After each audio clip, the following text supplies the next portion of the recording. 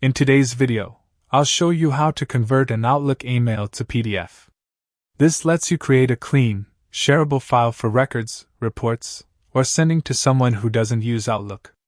Start by opening the email you want to convert, making sure it's fully loaded so images and formatting appear correctly. If it's part of a conversation, click the exact message you need, not just the thread summary, so the right content is captured. Next, open the print options. You can do this by going to File then Print, using the More Actions menu in the message window, or pressing Ctrl+P. All methods open the print dialog. In the printer drop-down, select Microsoft Print to PDF. This won't print a physical copy but converts what you see into a PDF.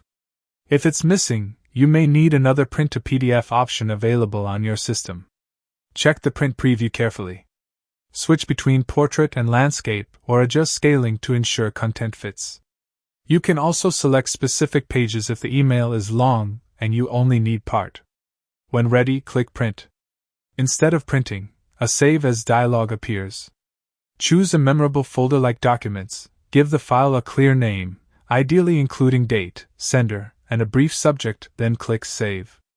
The email is now a PDF. Note that attachments aren't included, so save them separately if needed.